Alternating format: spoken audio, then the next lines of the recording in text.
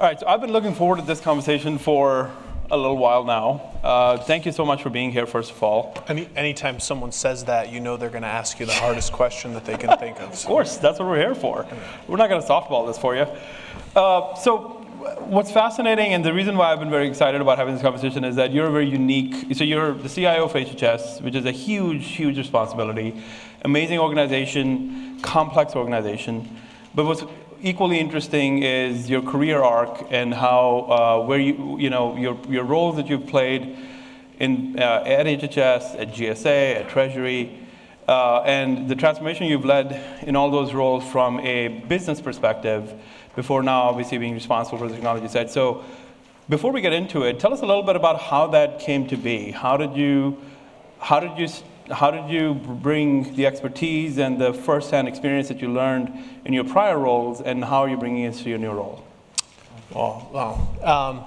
So it's an interesting question. When I graduated college, I wanted to be a grad assistant basketball coach, and then maybe an athletic director. And I was set up to do that. I played college basketball, and 9/11 happened. So when I graduated, I decided I would move to Washington, D.C., and I started off with a sales job in Washington, D.C.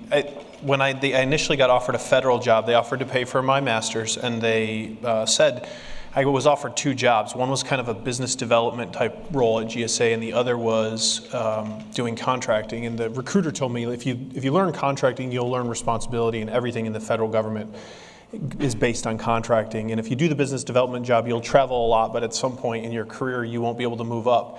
And I knew I would hate the contracting job because it's very detail-oriented, but I took it. And in that role, we did a lot of work for moving out of a distribution network into a 4PL model, where we were actually contracting for technical solutions. We maintained the demand signal.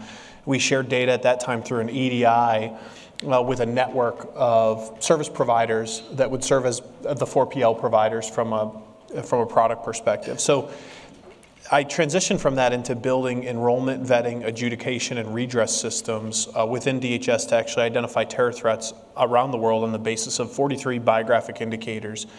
And again, I think that the opportunities that I was given to do that work came because I knew federal contracting law, and I understood how to actually contract for outcomes, or how to actually take risks in federal contracts, which is very helpful.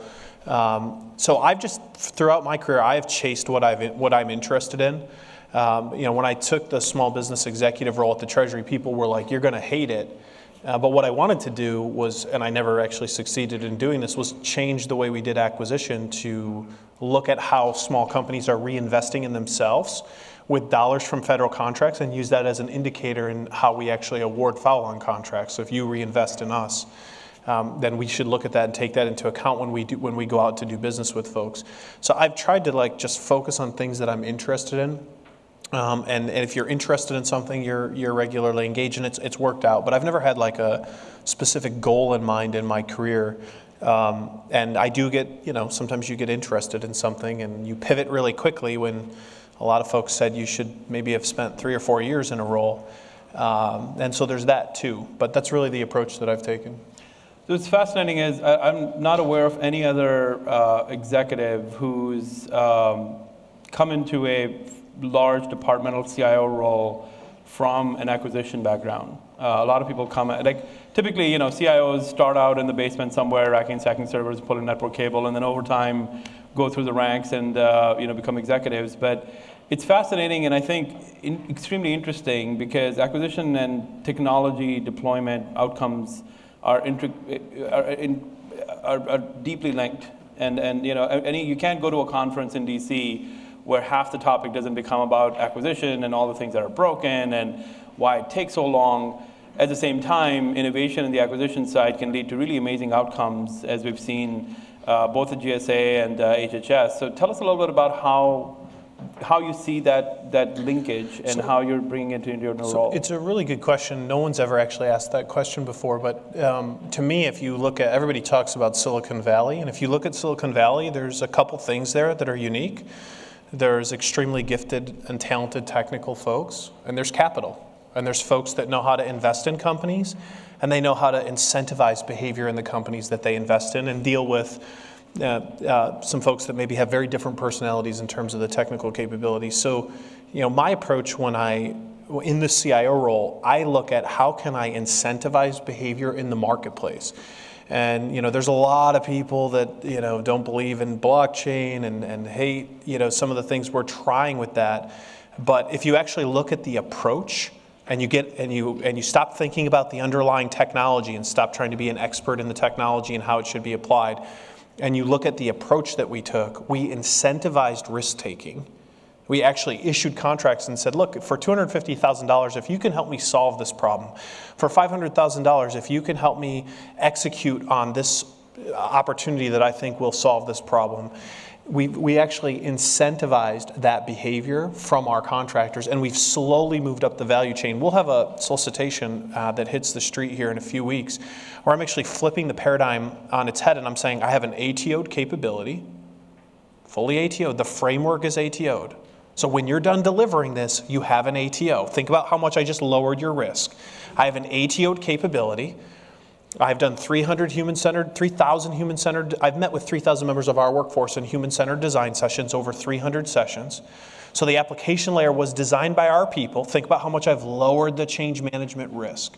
And I want you to bid on fully scaling that and delivering it. And I want you to partner with a technology company and have them blow out the infrastructure. Why is that important? Well, a technology firm is investing in their R&D center in Kansas trying to solve a problem. I've given you a real-world problem with a pre-ATO'd framework. Why not invest some of those R&D dollars in something real? I'm incentivizing the market to co-invest with me. Now, it may not work, but I'm obviously not shy. I've said this on television. I'm saying it in front of you. We're going to try it. That's the way you change the behavior of the market. That's the way you take advantage from all the intellectual capital that's sitting in this room and all the investment dollars that are flowing in the technology space to drive better outcomes. And I am not afraid of that risk. I grew up, my dad started a small company when I was 8 years old. I watched him grow that company, pretty much worked for him in the summer. My entire career, it was a mining company. If you know anything about mining, you know it involves cash and risk. You have to invest a lot of cash. You have to make a decision quickly as to whether or not you're going to make money. And if you think you're going to make money, you got to put a lot more cash down in order to make money, right? So it involves cash and risk. And so how do you incentivize certain behaviors in the marketplace? And that's what we've been doing, and that's the approach that I think is the modern approach to acquisition. And I think it'll drive a good outcome for us when we think about all the intellectual capital that exists that wants to serve federal outcomes. That's fascinating. It's almost like I don't want to call it like a VC model, because the VC model is broken in its own unique way, but it's the incentives around outcomes is exactly what everybody's been trying to achieve for a long time. So where does it break down? Like why didn't you see this as a default behavior? It's risk, right? I mean, it's very easy for me to say, well, we refreshed all our laptops and we got a 20% discount on laptop refresh. That's an easier thing to tackle. Like we know how to contract for that. You got to deal with your budget officers, but the approach that I'm taking is very risky. If you look at my hair before I took the job at HHS, it was much darker and I had more of it. I tell this story all the time, but it's true. I remember one night it was probably like 2:30 in the morning. And I was texting back and forth with a guy on our team, and I was literally arguing against what we're doing on HHS Accelerate. I was taking the onus to argue against it. And my wife just rolls over at like 2:30 in the morning, and she's like, his wife hates you. She absolutely hates you. And she just went to bed. You're putting a lot of pressure. This isn't something that you can just kind of throw over the fence and allow folks to execute and say, come back to me every 2 weeks and I want to see performance and I'm going to pound the table if you're not performing. I mean, you have to actually immerse yourself in it, and you have to manage risk, and you have to move up the value chain. We started with a small company. They solved a problem for, like April 17, 2018, we started with a small company. By June, we had made a couple recommendations on mapping out all the business processes. We picked to develop microservices around 3 personas and test multiple nodes and exchanging data between 10 nodes to see if it could be ATO'd.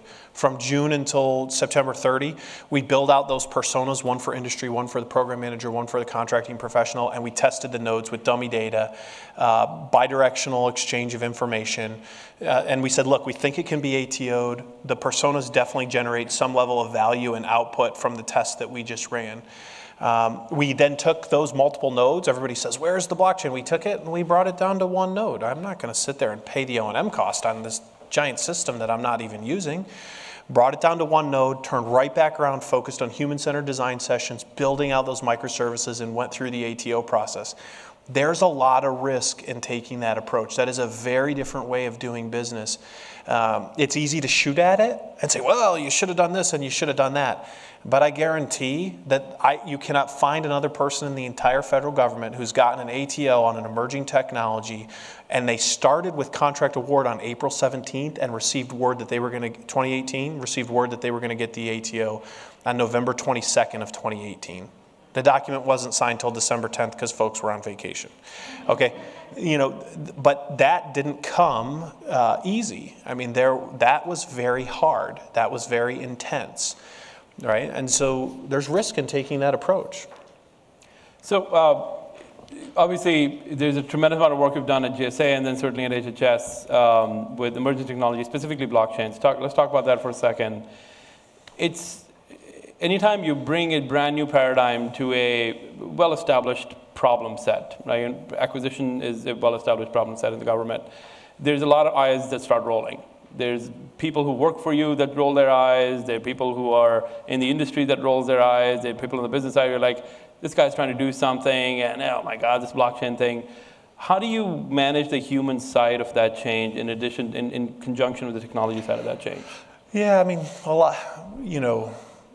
people definitely roll their eyes, and people definitely think it won't work, and they think they know better. So my question on the acquisition side is, since 1949, nobody's modernized the acquisition system. It's been the bane of the existence of federal business since 1949, since it was established. I mean, sure, we've tried little things to like buy in bulk, but it's tough. It's tough. So, and then the second piece is, one, we tried something. Okay, we actually tried something real. We didn't just say we're going to generate 20% savings over the next 5 years, buying licenses in bulk, and by the time the headline was gone, nobody would remember to check in 5 years to actually see if we generated the savings. Number two, nobody has ever had access to the data, and I'm a firm believer, and I'm not a data scientist, I'm a firm believer in access to the data is extremely important, and data drives decision making, and it probably comes from watching my dad manage his company. So the other thing is everybody wants to talk about the blockchain. The blockchain, and it's probably because we're using it, but when I hear people argue against it, their argument is very rudimentary. I could probably take some of the students I have at Johns Hopkins University and have them debate the points that are being made. Most of it is researched on Google. Most of it's based on what's written about the Bitcoin capability. It's not based, and the Webster's dictionary definition of blockchain is based on literally one application. So we're testing it. We're trying to use it in different ways. It is not delivering an outcome. It's an attestation layer that we're using to actually separate different behaviors that have data associated with them on our network, right? Transactional information, what data did you access? More long-term memory information, maybe it's a video, maybe it's an audio file, maybe it's a large technical document with a corresponding hash. So every time you transactionally want to access it, you have a record that it exists. If you're going to build microservices that have RPA and there's a data set that you're going to use more often, I want a corresponding hash associated with that database that connects the three together, but they're not interdependent on one another. And you still say, well, Guy, you could do that with a logical data warehouse. I agree with you. But if you actually listen to the vision, we want to nudge and change behavior. We want the ability to create value through tokenization at some point in the future on the basis of how we architect our data strategy. And we believe in taking this approach, we'll have that opportunity. And that's the real argument, and that's the real reason why we did it. And if it never comes to fruition where we can actually make that change and drive that behavioral change, I spent most of our dollars building microservices, and I'm building 2 neural networks that actually add value off of that data set to the contracting professional so they have insight and can lower costs when they make a purchase. So, you have to, it's just a small piece of the tech stack. It's something that everybody wants to talk about, and we're open to talking about it. But if you actually listen to the way we talk about it, we're embedding it in our technology stack for a very specific reason, as is Microsoft, as is Oracle, as is Amazon, for a very specific reason so that we have that platform capability in the future. And I'm not maintaining it. My strategy isn't to build it and hire a bunch of technologists and maintain it. My strategy is at a very low cost to actually build it, understand how it works, move 10 terabytes of data into one accessible data repository, build a series of microservices that will add value for the workforce, then turn around and outsource that to private sector and say to the large technology firms and the integrators in the marketplace, come help me deliver this solution, and you have a pre-ATO'd framework, and you have the first use case that will use your technology the second you implement it with an ATO. That's a huge revenue generation opportunity for you, technology firm, integrator. That's the sales pitch of a lifetime. We did it first in the US federal government. So argue with me all you want in terms of the approach that we're taking, and tell me that I'm wrong, but then make sure you tell me what you're trying and what you have actually attempted. Because it's very easy to write a white paper on why it shouldn't work. You can easily Google search the definitions of different technologies. It's very hard to implement something in practice. And the value you get from actually trying to implement something in practice with your workforce working hand in hand, getting shot at by industry, getting shot at internally, getting the budget people saying, we don't understand your cost model. The value that creates for American taxpayer and for the agency as a whole is almost immeasurable, but it's the type of value that we need to talk about when we take risks in the federal marketplace. And that's the approach that I'm taking, and we've never hid from that. We've never hid from that, and I know it's a risk. My wife says after this job, she wants me to move to Florida and get a job at Disney greeting people. She says she thinks I'll be happier when I come home from work. And I said, I'm completely happy. What are you talking about? So you mentioned a couple of things that I wanted to dig into a little bit. So you mentioned the value you're generating through taking the risk, managing the risk, trying a new approach. How do you measure that value? And give us an example or two of where you've seen that actually change how work is done, people are productive, value is generated. So if you think about what we've done, in 2 months this summer, we've actually read 9,000 statements of work using natural language processing. We vectored every word that we read, right? Because you can't do predictive analytics on a text document. You have to do predictive analytics on a number. So we created a vector out of what we read. We took GAO's rules of is it inherently governmental or not, and we created a predictive model on the basis of those rules, and we pushed those vectors into that predictive model, and we identified about $142 million in savings from taking professional services contracts from Office of the Secretary and some of our op-devs and moving them to work performed by government employees. We did it in 3 weeks. We did it with data. Is the data perfect? No. Is that a different discussion? Did we just create a different discussion within the agency on how to lower professional services costs? Yes. Something else that we did over a couple-week period is we created a recurrent neural network. Again, we read through licenses. Wow, can you imagine that? We read through licenses. And we started to cluster license information. So what do I mean by cluster? In 2003, a laptop is very different than it was in 2017. Therefore, the price points are different, right? Maybe better capabilities in 2017 than 2003.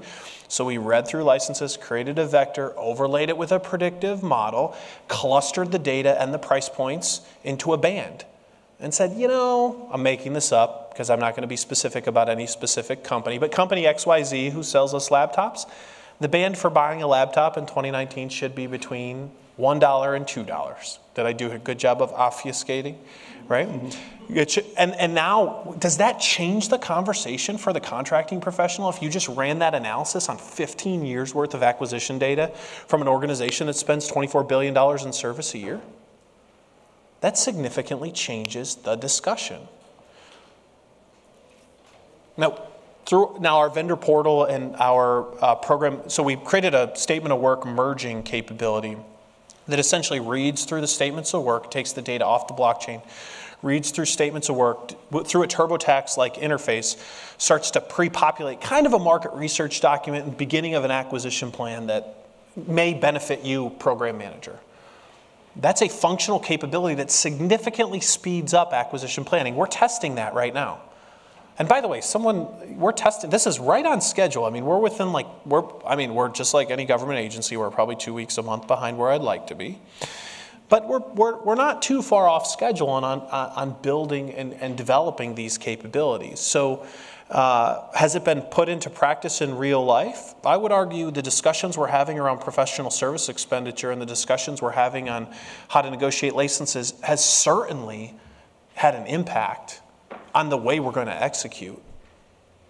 And the way we're going to enter into BPAs, or basic ordering agreements, to drive pricing for IT products down. Because maybe it isn't about knowing all the requirements. Maybe it's just creating a real easy mechanism to order from so that we collect all the data. And how did we get to the point where we could have that discussion? We got there through some of these proofs. So I do think it's had a pretty big impact. And I do think it's created a large point of discussion in the community. And we're very proud of it. As you should be. So what's interesting is that the acquisition professionals that have been doing that job for a long time, they are now armed with better intelligence to be able to make better negotiation, better analysis, better decision making around what is the right thing to focus on, what is inherently governmental, what is the right ban for license costs, etc. And it's not that the job for them has changed, but they're now armed with better data coming from analytics. The data was always available, but the technologies have brought that intelligence out of that data to be able to have better human decision making. Do you see that as the model for not just in acquisition, but in other areas where when we talk about automation, intelligence, we talk about AI, for the same employees, the same humans to be able to be more effective at what they do through better analytics available to them that's coming from intelligence? Because one of the things that we're going to get into after this discussion is this whole concept of people getting scared around artificial intelligence is going to take my job, my job is going to become redundant. Personally, I think that that's a false equivalence, but personally, I think that it's augmented intelligence in conjunction with human intelligence to be able to make better decisions. What are your thoughts on that? So it's interesting, I coached basketball for a number of years when I first came down here, and a team that traveled all over the United States. And one of the things you learn as a coach, and you probably should have learned it as a player, but you don't because you're young and you don't pay attention, is like, it never stops. You constantly have to evolve. Like if you learn how to play defense really good, then you got to learn how to shoot really good. If you learn how to shoot really good, then you need to learn how to make layups. And next thing you know, you have a new coach. They're going to play different defense. So you're constantly evolving. So as it relates to the workforce, we're not downsizing the need from a workforce perspective. We're changing the way that they work and the amount of information that they have. And there's a critical need for every member of the workforce that we have.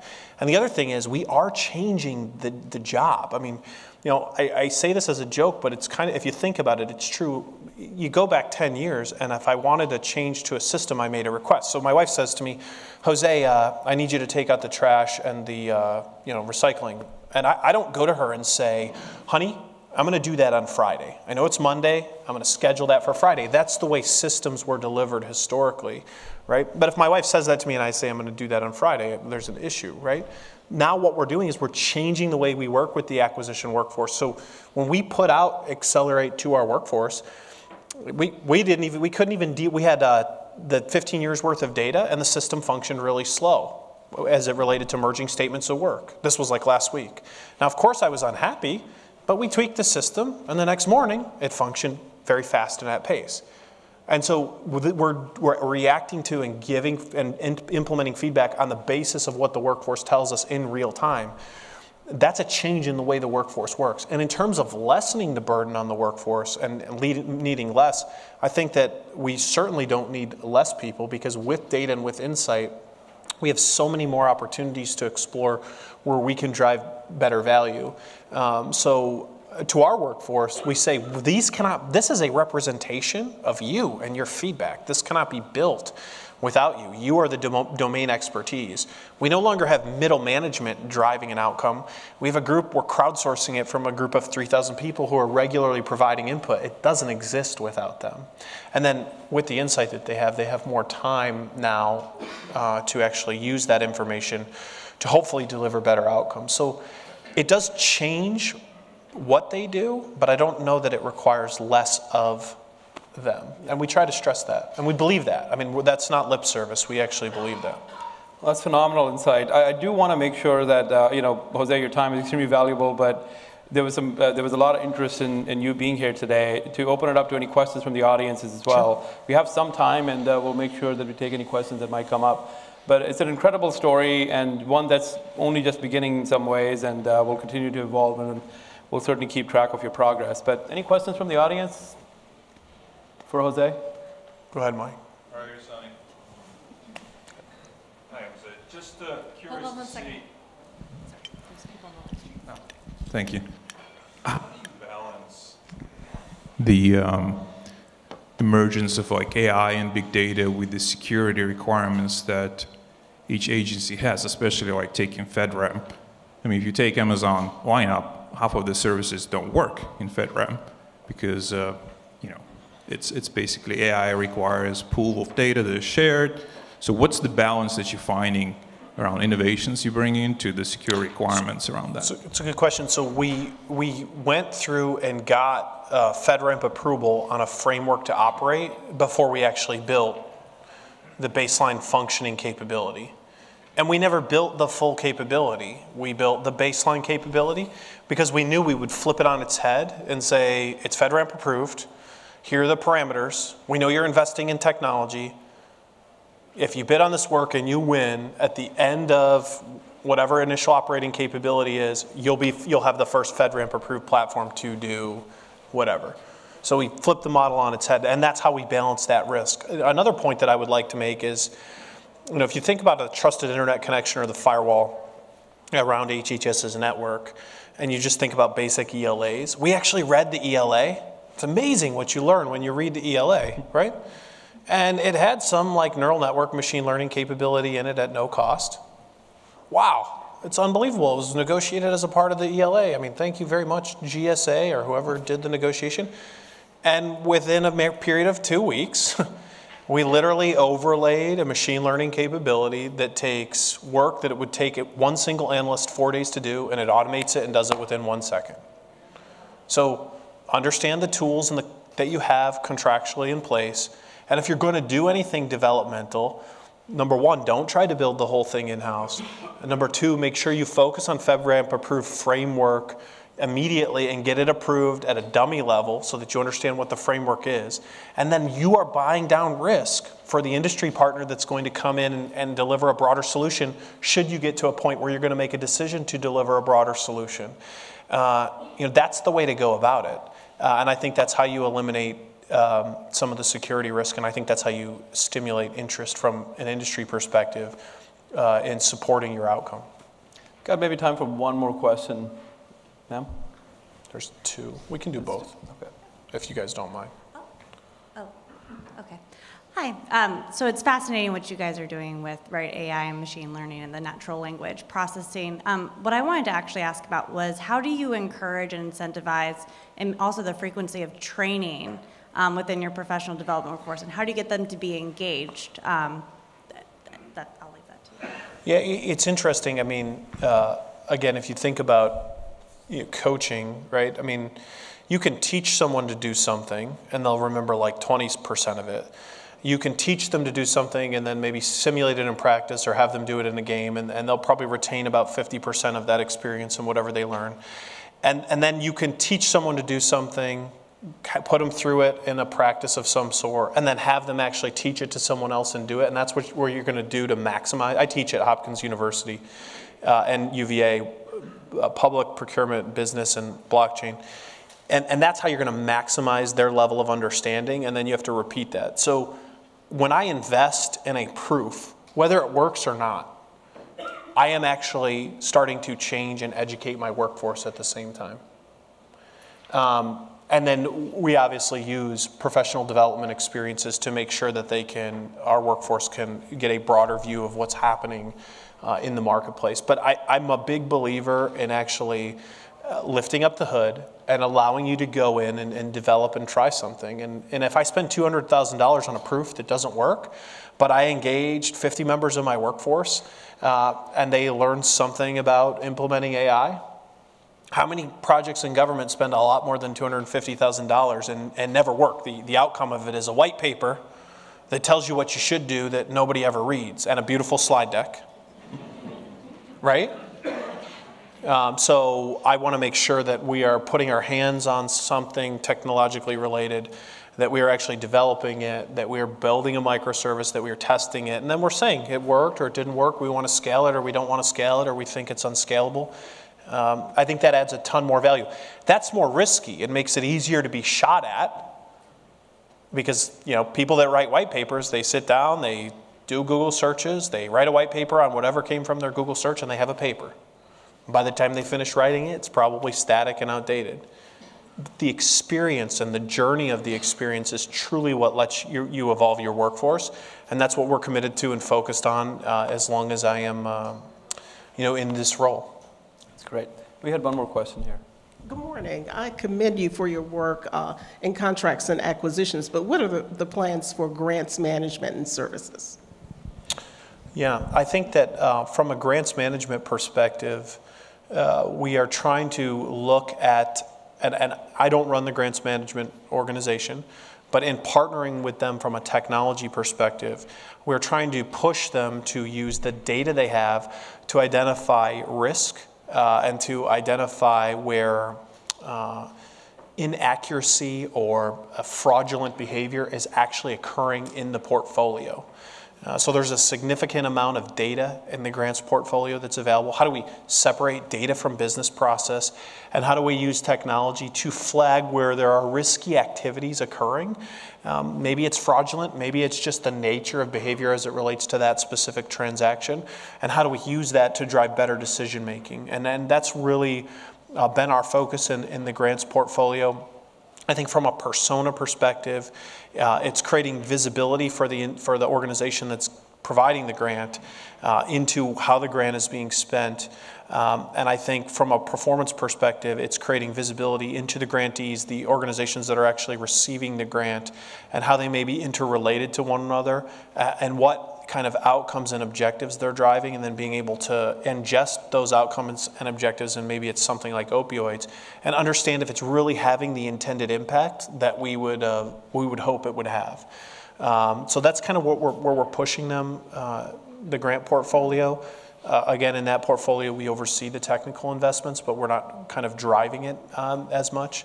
And then the other thing I would say is make sure, because the data attributes, we believe the data attributes will continually change both in grants and acquisition, and make sure that the system is architected in a way that is of maximum flexibility. So as the data attributes and different data is added as a need or a requirement for that community, that we have the ability to collect that information and easily share it across the group of actors that actually execute for grants. So that's the approach we've been taking. Good. Well, Jose, thank you so much.